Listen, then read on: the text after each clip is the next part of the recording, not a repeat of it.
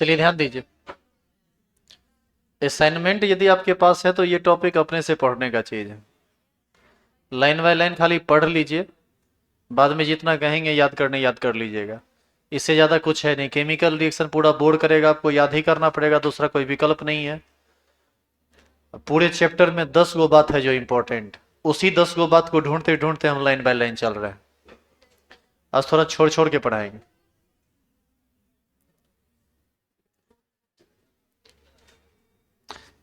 पिछला दिन electrons of phosphorus समाप्त हो गया था और आज हमको स्टार्ट करना है फॉस्फीन से, कंपाउंड्स ऑफ फास्फोरस से, जिसका सबसे पहला कंपाउंड क्या है, PH3 फॉस्फीन। प्रीपरेशन, अब प्रीपरेशन और हम बोलेंगे नहीं, आप अपने से देख लीजिए क्या लिखा हुआ है, रिएक्शन क्या है, वही उसका प्रीपरेशन है। हम इसको छोड़ के ही चलेंगे, इसमें हम ज़्यादा कुछ बोलेंगे नहीं।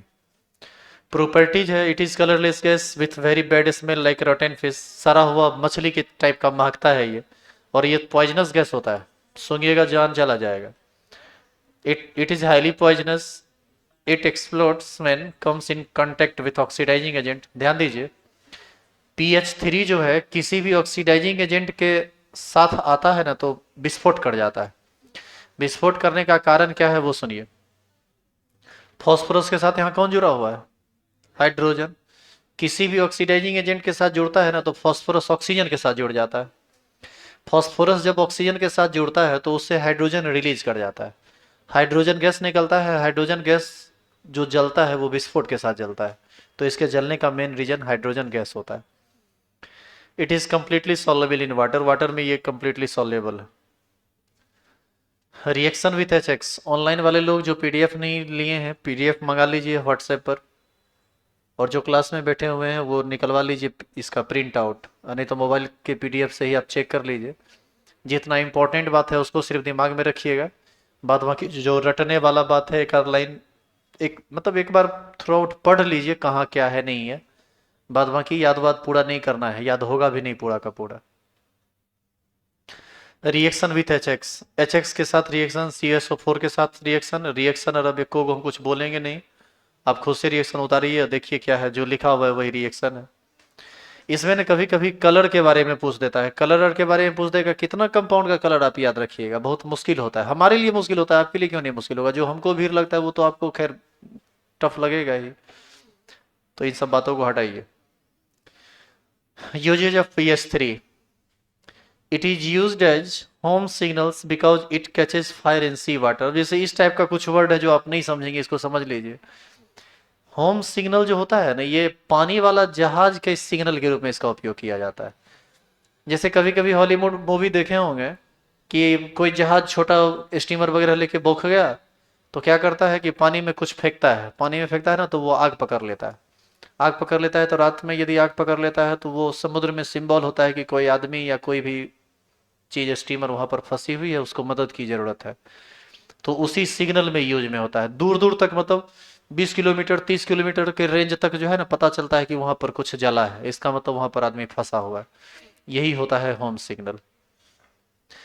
In the producing smoke screen in battlefield, लड़ाई के मैदान में जो है ना एक पर्दा के रूप में इसका यूज किया जाता है। जैसे मान लीजिए कि 10-20 आदमी उधर से सामने से आ रहा है, एगो बम मार दीजिए PH3 का, एक ऐसा लेयर तैयार कर देगा, वहां दो तरह का नुकसान होगा। एक तो आंख से उसको कुछ दिखेगा नहीं, धुंध पैदा करेगा तो, और दूसरा पॉइजनस होता है, सूंघेगा तो बेहोश हो जाएगा, ज्यादा मात्रा में लेगा तो मरेगा। इसीलिए बैटलफील्ड में इसका उपयोग अब नहीं होता है, पहले किया जाता था, वर्ल्ड वॉर वगैरह में इसका यूज किया गया था। अब तो मारने के लिए एक से एक हथौड़ा है, इसका क्या जरूरत पड़ेगा, क्या जरूरत है इसको करने की। हथौड़ा रे, तोप है, बम है, राफेल है, ये सब का यूज क्या करेगा, क्या ही करेगा अब इसका यूज। आदमी अलग लेवल पर देखते हुए काम कर रहा है। क्लोराइड्स ऑफ फास्फोरस, फास्फोरस का क्लोराइड दो तरह का होता है, एक PCl3 और दूसरा PCl5। फास्फोरस ट्राइक्लोराइड PCl3 बोलते हैं। प्रिपरेशन अब थोड़े हम बोलेंगे, जो है वो लिखा हुआ है सामने देखो। कलरलेस ऑयली लिक्विड होता है PCl3। It is hydrolysed in presence of moisture to give other phosphorus acid. सब ठीक है, जो है वो सब बहुत बढ़िया है, खत्म हो गया। अब ये सब रिएक्शन, अब आप ही बताएं क्या हम इस रिएक्शन को लाइन बाय लाइन पढ़े। अब इसमें जो इंपॉर्टेंट बात है हम वो खोज रहे हैं, उसको हम समझा देंगे, बाद बाकी अपने से पढ़िए।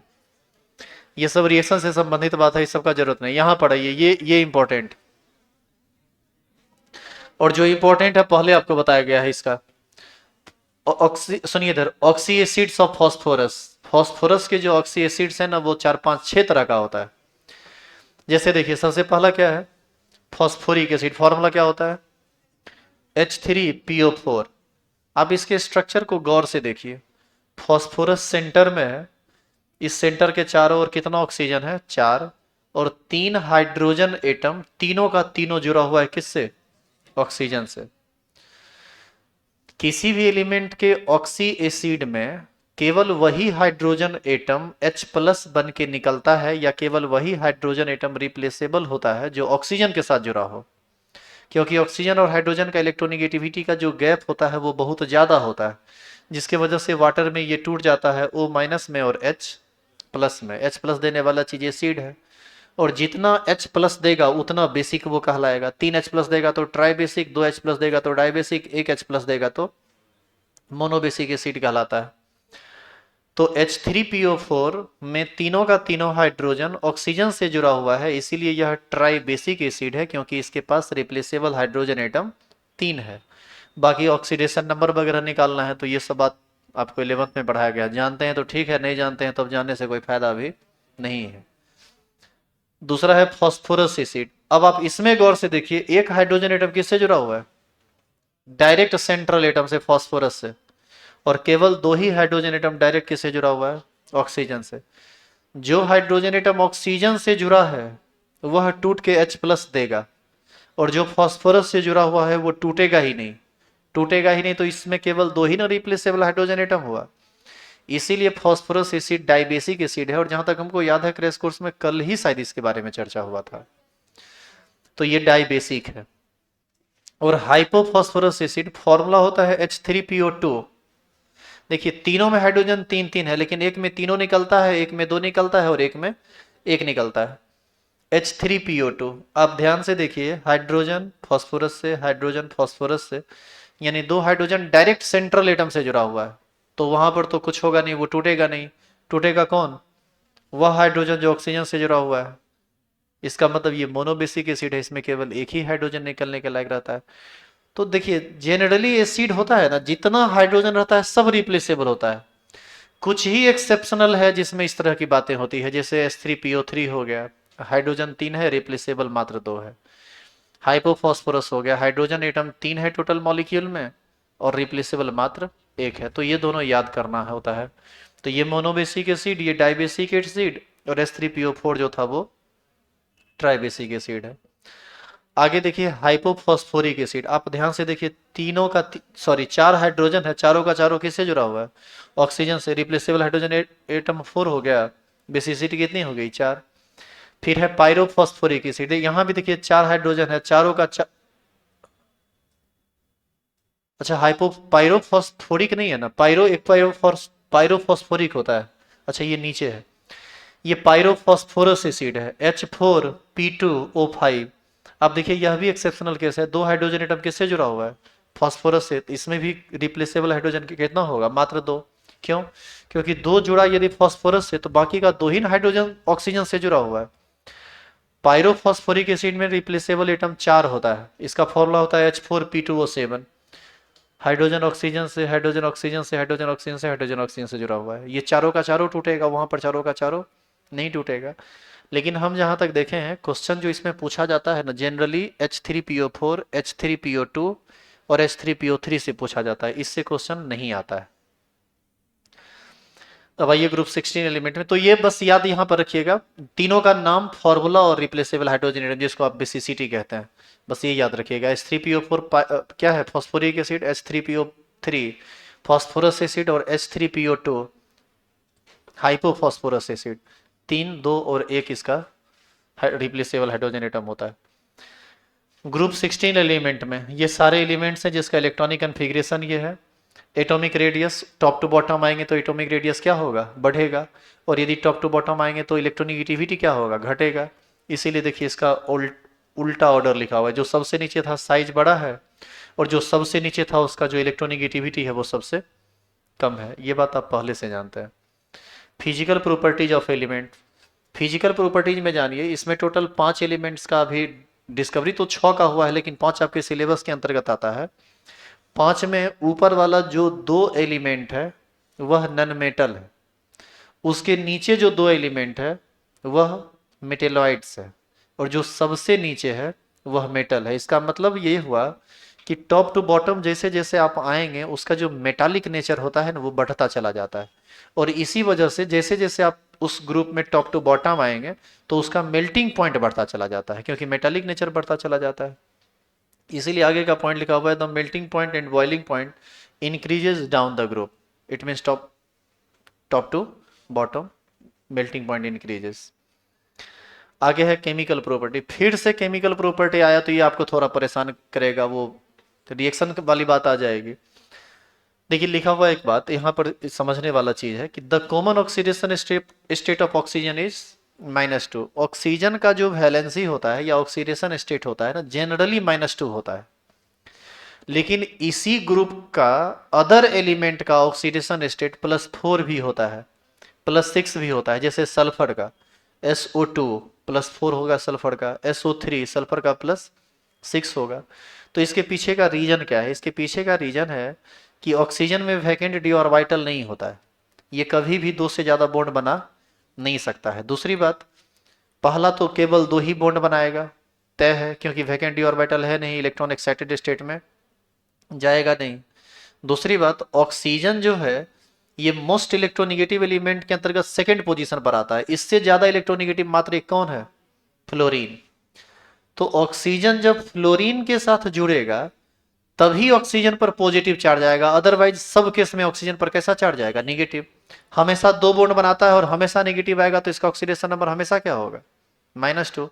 लेकिन अदर एलिमेंट जैसे सल्फर, इसमें वैकेंट डी ऑर्बिटल होता है, इलेक्ट्रोनिगेटिविटी भी बहुत ज्यादा नहीं है, इसीलिए इसका ऑक्सीडेशन नंबर +4 और +6 भी होता है। आगे इनर्ट पेयर इफेक्ट है, ये इंपॉर्टेंट है, इसको आप समझिए भी और इसको याद भी कीजिएगा। आपसे क्वेश्चन 2 नंबर का पूछा जाएगा, what do mean by inert pair effect. Inert pair effect से आप क्या समझते हैं? इनर्ट पेयर इफेक्ट को आप पहले भरवली समझिए, फिर जो लिखा हुआ है उस पर आएंगे।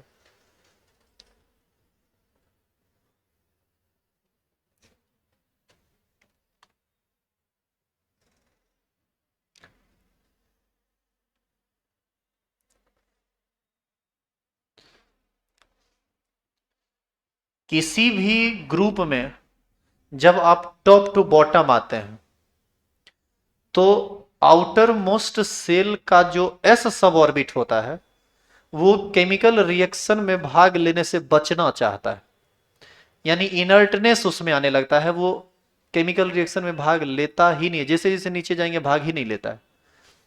इसी को इनर्ट पेयर इफेक्ट कहते हैं, इनर्ट पेयर इफेक्ट। एक पेयर का इनर्ट हो जाना इनर्ट पेयर इफेक्ट कहलाता है, और ये टॉप टू बॉटम आने पर घटता है। अब इसका रीजन सुनिए। जैसे इसी ग्रुप का आप एलिमेंट लीजिए, ऑक्सीजन, सल्फर, यही सब है ना। अब इसका कन्फिग्रेशन लिखिए आप, इसका एटॉमिक नंबर होता है कितना? 8। कन्फिग्रेशन लिखेंगे ना तो आएगा हीलियम 2s2 2p4। बताइए तो यहां पर ns में कितना इलेक्ट्रॉन है?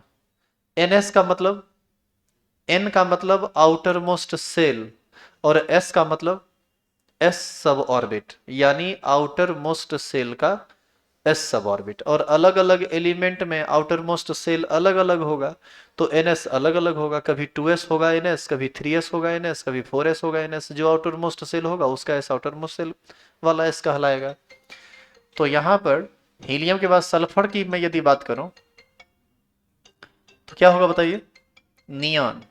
और नियॉन के बाद इसका क्या कन्फिग्रेशन लिखेंगे? 3s2 3s2 और 3p4। इसका लिखिएगा ना तो आपको लास्ट में आएगा 4s2 4p4। इसका लिखिएगा आएगा 5s2 5p4। इसका आगे चल के लिखिएगा ना तो लिखिएगा 6s2 6p4। आप एक बात बताओ, ऊपर से नीचे हम जैसे जैसे आ रहे हैं वैसे वैसे उसका एटॉमिक नंबर भी बढ़ रहा है, हाँ या ना? एटॉमिक नंबर बढ़ रहा है तो न्यूक्लियस में प्रोटॉन की संख्या बढ़ रही है, ठीक है। लेकिन जब आप यहां से नीचे यहां पर आएंगे ना तो जनरली फिफ्थ पीरियड से, नहीं सॉरी, सिक्स्थ पीरियड से एफ सबसेल आने लगता है।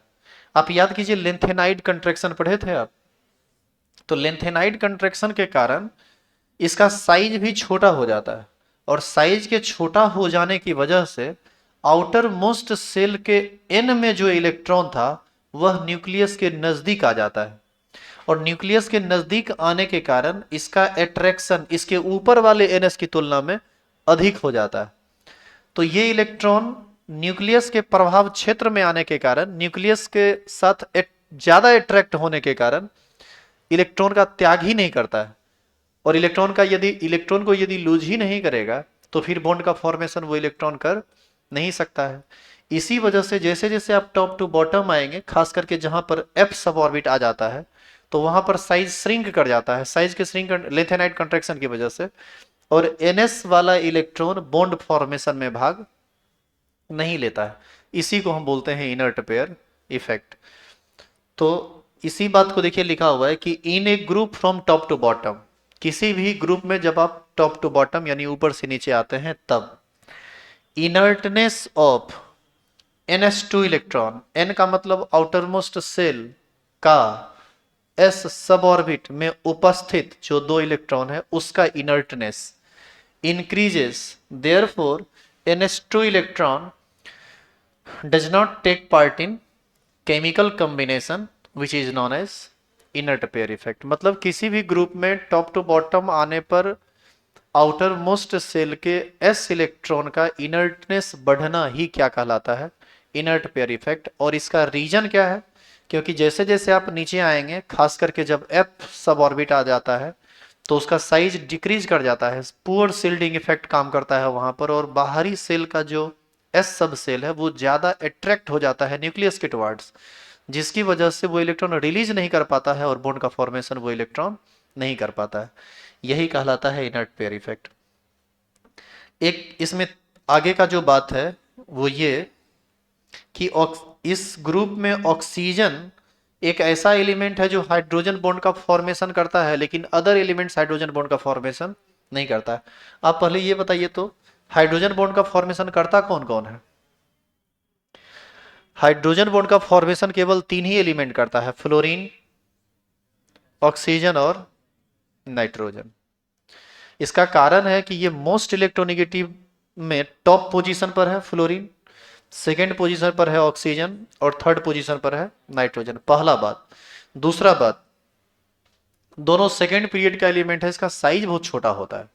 यदि हम सिक्स्थ पीरियड की बात, सिक्स्थ ग्रुप की बात करें, 6A ग्रुप की बात करें, तो ऑक्सीजन, सल्फर, ऑक्सीजन के नीचे कौन है? सल्फर, फिर सेलेनियम, इस तरह से है।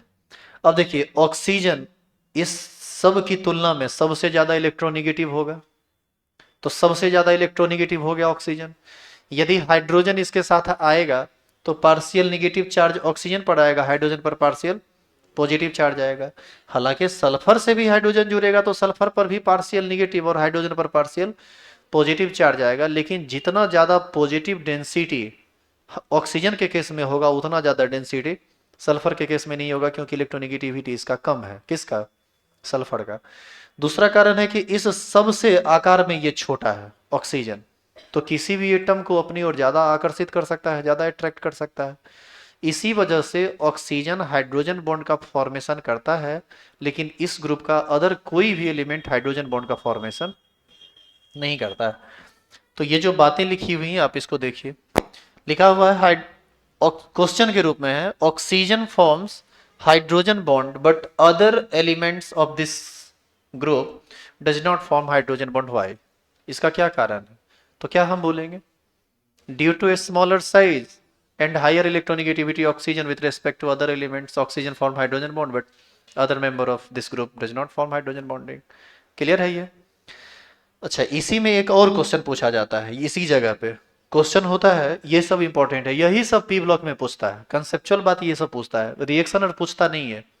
और एक आध वो रिएक्शन पूछ देगा ना तो जो नहीं बोले थे याद करने के लिए, अरे जिंक वाला वो पूछता है जनरली, बाद बाकी अदर पूछ देगा तो फिर दिक्कत है, फिर रटते रहिए बैठ के। यहां देखिए, एक कंपाउंड है H2O वाटर, दूसरा कंपाउंड है इसी ग्रुप का H2S। जानिए H2O में भी दो लोन पेयर होता है ऑक्सीजन पर, सल्फर में भी यहां दो लोन पेयर होता है। ये भी दो बॉन्ड बनाया है ऑक्सीजन के साथ, मतलब ऑक्सीजन हाइड्रोजन के साथ यहां भी दो बॉन्ड बनाया है, यहां सल्फर भी हाइड्रोजन के साथ दो बॉन्ड बनाया है। दोनों का हाइब्रिडाइजेशन निकालिएगा ना तो आपको आएगा sp3 with to lone pair, sp3 with to lone pair. इसका भी शेप एंगुलर, इसका भी शेप एंगुलर, सब कुछ समान। बस एक चीज में अंतर, एक चीज में नहीं, दो चीज में अंतर है। ऑक्सीजन का इलेक्ट्रोनिगेटिविटी सल्फर से ज्यादा है और ऑक्सीजन का साइज सल्फर से छोटा है। जानिए ये लिक्विड स्टेट में एग्जिस्ट करता है एट रूम टेम्परेचर, और ये गैसियस स्टेट में एग्जिस्ट करता है एट रूम टेम्परेचर। आपसे क्वेश्चन पूछेगा why H2O exist in liquid state at room temperature but H2S exist in gaseous state. ये डायरेक्ट ऐसे ही क्वेश्चन पूछेगा, तो इसका एक लाइन का जवाब है। What is reason behind it? Because H2O form intermolecular hydrogen bonding with water molecule, but H2S does not form intermolecular hydrogen bonding with H2S. Therefore, H2S exists in liquid state at room temperature while H2S exists in gaseous state at room temperature. Clear है ये? तो यही सब question पूछेगा, और ये जो पूछेगा ना क्वेश्चन, जो पूछा जाएगा वो कंसेप्चुअल है, उसका जवाब आप ऐसे दे दीजिएगा। जो याद करने वाला चीज है उसको उसको याद करने में हमको भी भीड़ लगता है, हम भी जल्दी याद बात नहीं करते हैं सब चीज को। कर सकते हैं तो आप कर लीजिएगा। एक और क्वेश्चन यहां से पूछा जाता है इसी टाइप का। सल्फर जो है ना, ये फ्लोरीन के साथ मिलकर SF6 का निर्माण करता है, लेकिन ऑक्सीजन फ्लोरीन के साथ मिलकर OF6 का निर्माण नहीं करता है। ये निर्माण करता है किसका? OF2 का। तो आपसे क्वेश्चन पूछा जाएगा कि why sulphur form SF6 with fluorine but oxygen form OF2 but not SF6, sorry OF6, explain. तो आपसे क्वेश्चन यदि कह दिया कि मान लीजिए कि OF6 नहीं बनेगा जबकि SF6 बनेगा, तो क्या कारण है? तो इसका सिंपल कारण है, ऑक्सीजन के पास केवल दो ही ऑर्बिट होता है। सेकेंड ऑर्बिट ही इसका आउटर मोस्ट ऑर्बिट है, और सेकेंड ऑर्बिट में डी सब ऑर्बिट होता नहीं है। जब इसके पास वैकेंट डी ऑर्बिटल होगा नहीं तो ये एक्साइटेड स्टेट में बॉन्ड का फॉर्मेशन कर नहीं सकता है, और एक्साइटेड स्टेट में यदि बॉन्ड का फॉर्मेशन करेगा नहीं तो 6 बॉन्ड कभी भी बनेगा नहीं, और जब 6 बॉन्ड बनेगा ही नहीं तो OF6 का निर्माण कैसे होगा? तो ये किसका निर्माण करेगा? OF2 का, क्योंकि इसका कोवैलेंसी 2 होता है, इसी वजह से। और यही बातें यहां लिखी हुई भी। Due to absence of d orbital oxygen shows valency 2 but the presence of d orbital, यहां पर लैंग्वेज थोड़ा अल्टर लिखा हुआ है, आप इसको सही तरीके से लिख लीजिएगा। लिखा दो क्या? लिखे तो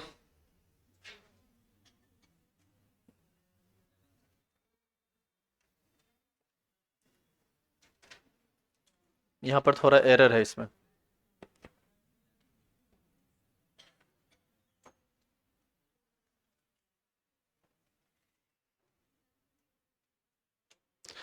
लिखेंगे ऑक्सीजन, लिखिए oxygen does not have, oxygen does not have any vacant d orbital, oxygen does not have any vacant orbital in their valence shell, in their valence shell. Hence hence hence it shows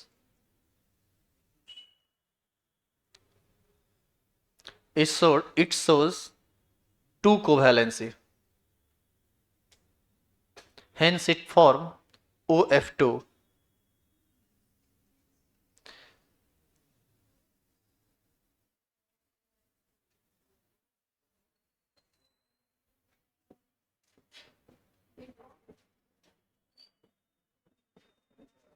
hence it shows 2 covalency and it form OF2.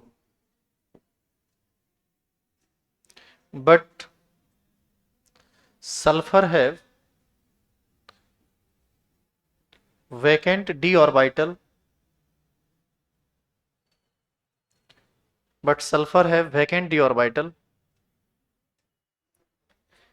in their outermost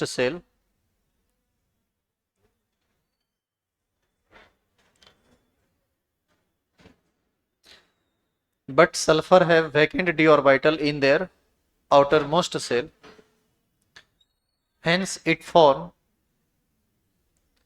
SF4 or SF6 under excited condition.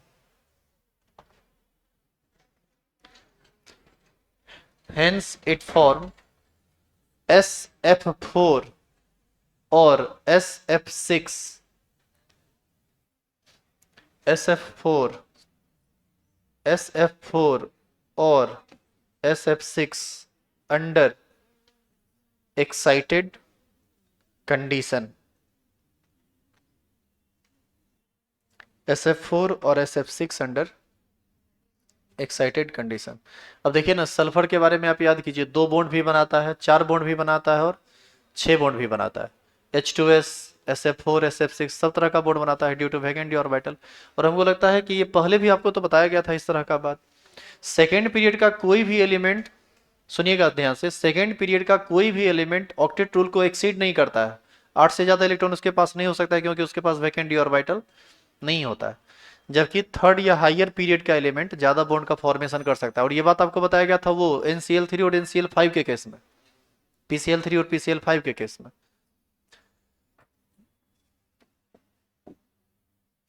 आगे है reactivity towards, सुनिएगा, reactivity towards hydrogen. Hydrogen के साथ react करके सब 2 hydrogen को आपस में जोड़ता है, ऑक्सीजन भी, सल्फर भी, Sc भी, P भी, सब। तो ये लिखा हुआ है। और आगे देखिए लिखा हुआ है एसिडिक ऑर्डर। एसिडिक ऑर्डर का मतलब होता है एसिडिक स्ट्रेंथ ऑर्डर, कौन सबसे ज्यादा एसिडिक होगा। जो जितना आसानी से H+ देगा वो उतना ही ज्यादा एसिडिक होगा। अब ध्यान दीजिए, ये जो Te है इसमें आयनिक गुण होता है, मेटल और नॉन मेटल के जोड़ने पर जो बॉन्ड बनता है वो आयनिक न होता है। और OH2 जो है ये कंप्लीटली कोवैलेंट बॉन्ड है। तो पानी में कोवैलेंट बॉन्ड उतना आसानी से नहीं टूटेगा जितना आसानी से आयनिक बॉन्ड टूटेगा। इसीलिए ये H+ आसानी से देता है, उससे कम आसानी से ये देता है, उससे कम आसानी से ये देता है और सबसे कम आसानी से ये देता है। इसीलिए एसिडिक स्ट्रेंथ ऑर्डर में देखिए वाटर का एसिडिक स्ट्रेंथ सबसे कम है। आगे है रिएक्टिविटी टुवर्ड्स ऑक्सीजन। ये 2 तरह के ऑक्साइड का निर्माण करता है, डाइऑक्साइड और ट्राइऑक्साइड, ये लिखा हुआ है। रिएक्टिविटी टुवर्ड्स हेलोजन, ये सब आप अपने से पढ़ लीजिएगा। कंपाउंड्स ऑफ ऑक्सीजन में 2 तरह का कंपाउंड है, एक है O2 और दूसरा है O3, जिसको आप एक को ऑक्सीजन गैस बोलते हैं और एक को ओजोन गैस बोलते हैं। अब जब प्रिपरेशन की बात आएगी तो प्रिपरेशन देखो पूरा लिखा हुआ है, एक बार अपने से देख लेना, ये सब में तुमको दिक्कत नहीं होगा। लाइन बाय लाइन पढ़ोगे तो समझ में आ जाएगा कि वो क्या लिखा हुआ है। अब ये सब हम पढ़ेंगे उससे बढ़िया है कि तुम पढ़ो। सब रिएक्शन में देखिए ऑक्सीजन गैस निकल रहा है। ये H2O2 के डिकम्पोजिशन से O2 निकलता है। जानते हो H2O2 का उपयोग डॉक्टर सब जो झोला छाप डॉक्टर है सब कान साफ करने में यूज करता है। हालांकि अब उस पर बैन लगा हुआ है, कान में H2O2 खराबी करता है, वो उससे साफ नहीं करता है। लेकिन अभी भी गांव देहात में जाओगे कान में गुजू गुजू हो जाएगा ना, पट से 2-4 बूंद डाल देगा H2O2, कान गुजगुजाते रहेगा, ऊपर ऐसे करोगे खंगारक लगता है, फेंक दिया, चदरा पर असर पड़ता है इससे। आगे है manufacturing of O2। Manufacturing of O2 याद कीजिए, नाइट्रोजन का जैसे फ्रैक्शनल डिस्टिलेशन करवाए थे ना, एग्जैक्टली वैसे ही ऑक्सीजन का भी फ्रैक्शनल डिस्टिलेशन होता है। और आपको हम ये बात बताए भी थे कि आप जाके पूछेगा कि ऑक्सीजन का प्रिपरेशन कैसे होता है, याद है उस दिन सबसे पहला क्लास में। तो यही लिखा हुआ है CO2 and H2O removed from air and then air is liquefied by fractional distillation of liquid air, nitrogen and oxygen is manufactured। Nitrogen और ऑक्सीजन दोनों का जो मैन्युफैक्चरिंग होता है ना वो एयर के फ्रैक्शनल डिस्टिलेशन से होता है। मतलब एयर को कंडेंस करके ठंडा कर लीजिए, ठंडा करके जिसका जो बॉइलिंग टेम्परेचर है उस पर जाके उसको उड़ा के अलग कर लीजिए। आगे है प्रॉपर्टीज। प्रॉपर्टीज में वही केमिकल रिएक्शन आपको मिलेगा। केमिकल रिएक्शन वगैरह आप बैठ बैठ के देखते रहिए ये सब।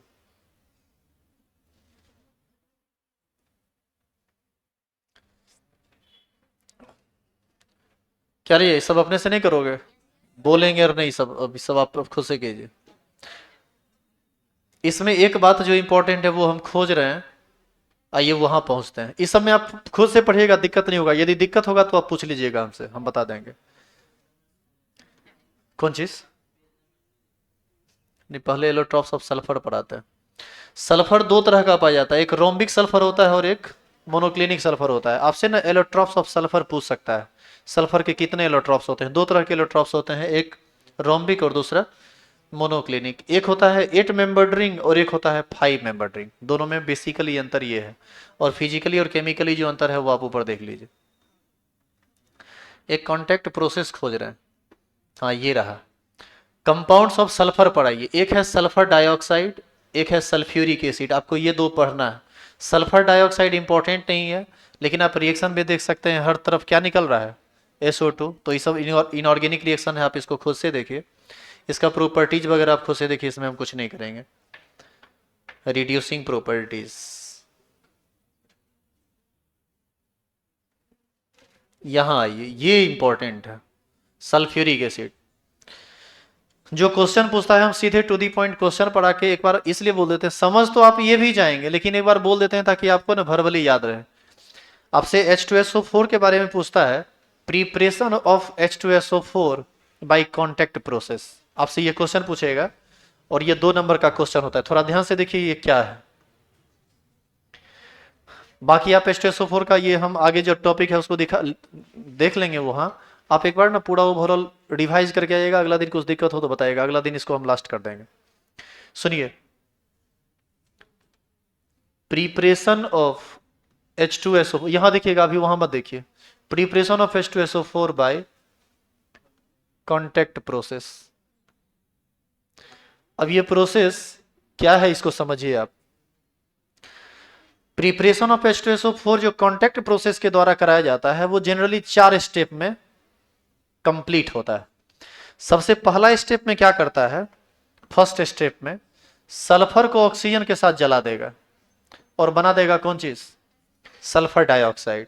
मतलब पहला स्टेप में हमको जरूरत पड़ती है सल्फर डाइऑक्साइड की, जो निकलता है कैसे, बाय बर्निंग ऑफ सल्फर और FeS2। FeS2 को ऑक्सीजन के प्रेजेंस में जला दीजिए, ये बना देगा Fe2O3 और एक गैस बन जाता है सल्फर डाइऑक्साइड। ये फर्स्ट प्रोसेस है। इसका सेकेंड प्रोसेस है, सल्फर डाइऑक्साइड को दोबारा ऑक्सीजन के साथ रिएक्शन करा दीजिए V2O5 कैटेलिस्ट के प्रेजेंस में, तो ये कन्वर्ट कर जाता है सल्फर ट्राइऑक्साइड में। पहले सल्फर से बनाए सल्फर डाइऑक्साइड, फिर सल्फर डाइऑक्साइड को ऑक्सीडाइज करके क्या बना दिए, सल्फर ट्राइऑक्साइड। अब इसका थर्ड प्रोसेस है, इस सल्फर ट्राइऑक्साइड को आप डिजोल्व कर दीजिए H2SO4 में। अब आप कहेंगे सर ये H2SO4 आप बना रहे हैं तो फिर H2SO4 आया कहां से और लिए का है? H2SO4 क्या कोई दूसरे सोर्स से नहीं मिल सकता है? तो किसी दूसरे सोर्स से H2SO4 लाना होता है और सल्फर ट्राइऑक्साइड को उसमें घोलाइए, तो ये कन्वर्ट कर जाता है H2S2O7 में। इसको कहा जाता है ओलियम। आप याद कीजिए सल्फोनेटिंग रिएजेंट है, और एल्कोहल, फिनॉल एंड ईथर के सबसे लास्ट में इसके बारे में बताया गया था। और इसका जो फोर्थ स्टेप है, इस फोर्थ स्टेप में क्या करना होता है, इस H2S2O7 को वाटर में डाल दीजिए। वाटर में जैसे डालिएगा ना, बस ये टूट के 2 मॉलिक्यूल दे देता है, कौन चीज, H2SO4। यहां पर कितने मॉलिक्यूल का आप यूज किए थे, दिया कितना, तो जितना आप यूज कीजिएगा उसका 2 गुना ना देगा, तो ओवरऑल फायदे की बात है। तो यही पूरा का पूरा प्रोसेस। तो आप इसको वर्बली याद रखिएगा, बड़ा इंपॉर्टेंट है क्वेश्चन, ये पूछता है। ये पहला स्टेप सल्फर डाइऑक्साइड प्राप्त करना सल्फर को जलाकर, दूसरा स्टेप V2O5 के कैटेलिस्ट के प्रेजेंस में SO2 को जलाकर SO3 में कन्वर्ट करना, तीसरा स्टेप SO3 को ओलियम में डालकर H2SO4 में डालकर ओलियम प्राप्त करना, और लास्ट फोर्थ स्टेप ओलियम को वाटर में डालकर H2SO4 निकालना। ये इसका केमिकल रिएक्शन है, आपको ये याद करना ही पड़ेगा, VVA लगा दीजिएगा वहां। मैन्युफैक्चरिंग ऑफ H2SO4, यही है contact process. H2SO4 is manufactured by contact process in the following 3 step. यहां पर 3 स्टेप लिखा है, लास्ट 2 स्टेप को ना एक कर दिया गया है। पहला में देखिए सल्फर डाइऑक्साइड को, वही सेम रिएक्शन है ना ये, फर्स्ट में SO2 मिला, दूसरा में SO3 मिला, तीसरा में SO3 को H2SO4 में डाल के क्या प्राप्त किया, ओलियम, और लास्ट स्टेप में H2SO7 को H2O में डाल के क्या मिला, H2SO4। आगे इसका प्रॉपर्टीज देख लीजिएगा, अगला दिन हम आएंगे तो अगला दिन जो है ना इसका ग्रुप 17 से स्टार्ट होगा। एक बार आप पढ़ लीजिएगा, इसमें ज़्यादा आगे भी कोई इंपॉर्टेंट बात नहीं, अगला दिन इसका लास्ट क्लास होगा। बाकी क्रैश कोर्स में इसका सारा क्वेश्चन का आंसर और क्वेश्चन करवा देंगे। सुनिएगा इधर, 1 मिनट सुनिए हमारी बात। आप जो ये चैप्टर अभी देखे हैं इसको लाइन बाय लाइन आपको खुद से पढ़ना पड़ेगा, पहला चीज। दूसरा चीज, अभी तक केवल उतना ही क्वेश्चन पूछा जाता है जो अभी तक आपको बताया गया, और अब जो क्वेश्चन पी ब्लॉक का आता है वो क्वेश्चन जनरली केमिकल बॉन्डिंग का होता है, उसके बाद पीरियोडिक टेबल का होता है, उसके बाद रेडॉक्स रिएक्शन का होता है। तो जितना क्वेश्चन बाकी इससे पूछा जाता है इसको हम क्रैश कोर्स में एक एक करके सबको डील करेंगे, सबको हम खुद बताएंगे। तो वहां पर देखिएगा कि क्वेश्चन क्या क्या करता है। आइए अगला दिन,